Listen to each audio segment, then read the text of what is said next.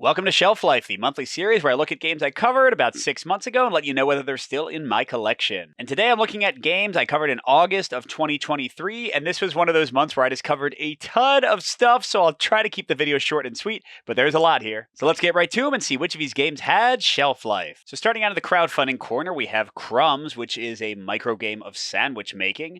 And this one's pretty cool. I think the physical presentation is lovely. It's really fun to stack the cards and make the sandwiches, but I don't necessarily see it being one that has long-term staying power for my taste. I like things that are maybe a little bit more strategic in my micro space, but still this one is entirely fun and cromulent. I expect a lot of people will enjoy it. So that is Crumbs, my first Kickstarter crowdfunding one. Then my second crowdfunding coverage for that month was Peacemakers, The Horrors of War, which is a follow-up to Dawn of Peacemakers, a game I really enjoyed. This one is great too. You're trying to control these adventurers that are trying to avert conflict between warring factions in several different scenarios.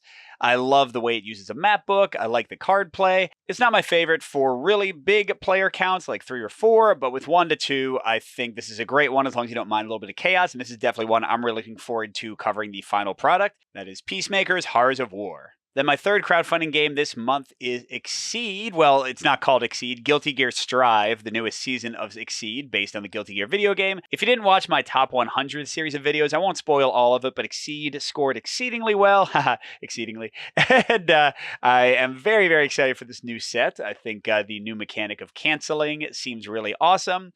So yes, I'm definitely going to play this one. I'm definitely going to keep this one. I'm going to update my solo mode to work with these fighters if I can.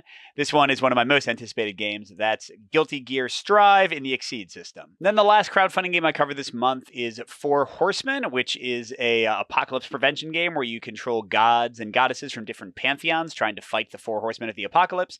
This is a card-based crisis management game, and I thought it was fine. This is kind of like Crumbs. I think it's a pretty good system, but I'm not personally excited to play it that much more after what I already played in the preview. But y'all already know that crisis management is not really my jam usually, and this one didn't change that. So that's 4 Horsemen, and that's my other not so interested crowdfunding game for August. Okay, then let's get to the release games. There are 10 of them from August. How did I film so many things?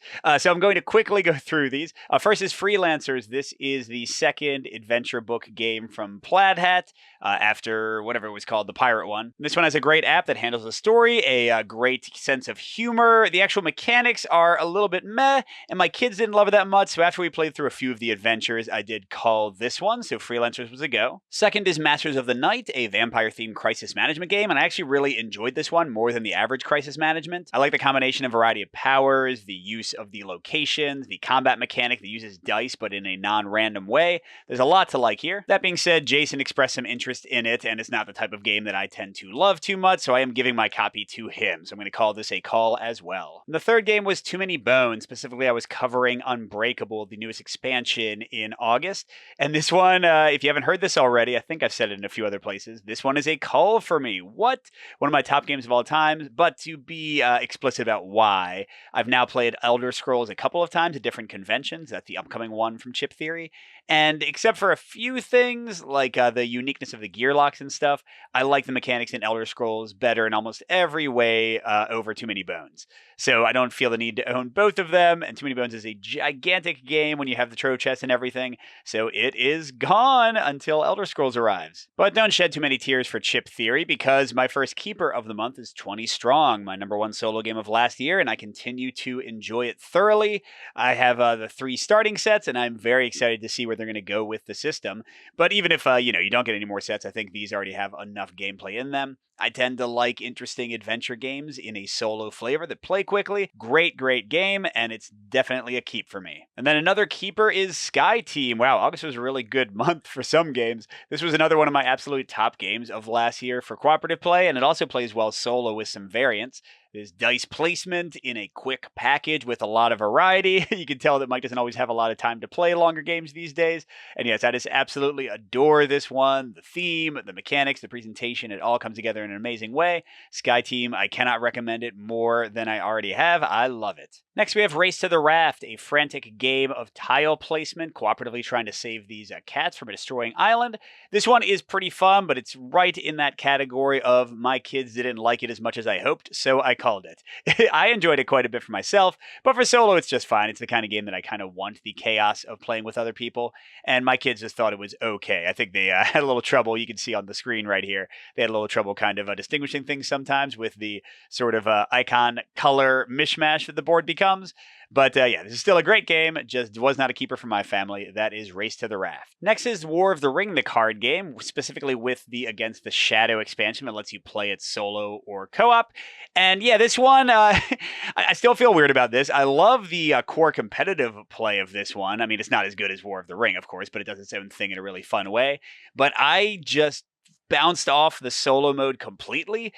I guess I suck at the game because I could not win even on the easiest bot mode, even with me doing some house rule variants and stuff. I just could not defeat it, so I had a fairly middling review of it. Now, what's funny is that since then I've talked to Colin, who has the game and is better at the game than I am, and he says he wins like kind of 50-50 or even more consistently than that. So, you know, maybe I had a rule wrong, maybe I just suck at the game, but either way, I don't really have much interest in playing it solo co-op again. But yeah, I think the actual gameplay is fun and I like it for competitive, so your results may vary, but this was definitely a call for me. Then the last game I'm going to call before we get to some more positives is Borderlands, Mr. Torg's Arena. This is actually a pretty cool game. We enjoyed our plays of this quite a bit. I'm a fan of the Borderlands IP, and this is a fun, quick adventure kind of combat scenario game. But while the game is fun, you know what I don't need more of in my life right now? Big campaign games that take a long time to play. We just didn't have the time to devote to this one, and it's pretty good, but I certainly like a lot of other recent big campaign games better, and I'd rather finish those and put time into this one. So yeah, no major complaints here. It's just this is a very crowded genre at this point. That is Mr. Torg's Arena for Borderlands. But hey, let's end on a fully positive note with two keepers. First is Lost Ruins of Arnak. You might already know this is one of my favorite Euros of all time. But add on top of that the Missing Expedition expansion that lets you play solo or co-op in this really cool campaign mode. Man, I adore this. And even if you don't play that, the new elements it adds and the two new characters are a lot of fun. But this just makes Arnak even better. I already liked the solo play in Arnak, but the one in this expansion is way better for my taste. And then the co-op works great. Like, two-player co-op is excellent here. I love these cooperative options for Euros that are becoming more and more popular.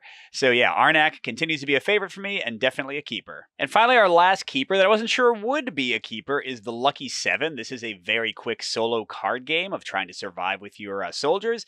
And here's the thing, the game as written is too easy. I think that's pretty widely acknowledged at this point.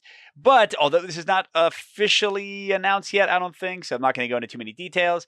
But the designer has done something with a expansion that might be available in some way or another down the line. I've gotten to play with an initial version of the rules, and it first of all makes the game just hard enough that it's consistently interesting, and it also makes the game even more tactically engaging than it already was. So with that, I've decided to keep the Lucky 7. I mean, you know, it's a tiny little game in any case, so it's not like it's hard to keep it. But yes, I am very, very happy with what the new things going on with this game are. Hopefully there'll be an announcement officially about that kind of stuff soon so that you all can enjoy what I'm enjoying. But either way, I think this game is going to be great and is already, you know, fun even in the just official version that's out right now. But yeah, more on the horizon hopefully for the Lucky 7, and for now it's a keeper for me. Getting to the results, in Group 1, the crowdfunding games, Peacemakers was the most confident choice for people, followed by Guilty Gear with 42%, and then 4 Horsemen had only 13%, and Crumbs had only 6%, so not as many of you thought I would be fully interested in those. Then in our first group of retail releases, Sky Team, almost everyone knew I would keep 76%, and 20 Strong very close behind with 73%. The big spoiler here was Too Many Bones with 70%. Just destroyed a ton of you since you assumed I would keep it. Freelancers and Masters of the Night were much less popular, so those were pretty good guesses. And then our final groups, Lost Ruins of Arnak was another super confident one.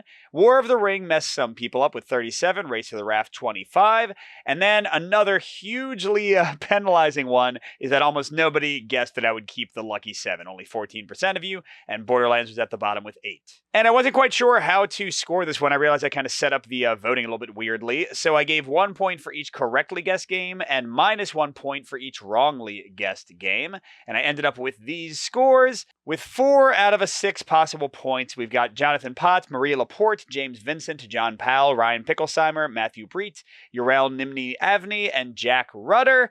Did anybody do better? Yes, with 5 out of 6 points, we've got Patrick Fawcett, Patrick Hurley, and Keegan Pultz, and nobody got a perfect 6 out of 6. So these are our possible winners, and Keegan didn't want to be in the contest. We are down to the battle of the Patricks. Patrick on Patrick, mano a mano. A 1 to 3 for Fawcett, a 4 to 6 for Hurley, who will come out victorious, and it's a 5. Which means Patrick Hurley is our big winner. Pretty sure he's won at least once before, but congratulations, Patrick. And thanks to everybody who entered. Don't forget to check the video description for next month's contest, or I guess this month since it's already April. And thanks everybody for entering and watching. Good gaming, and I'll see you at the next stop.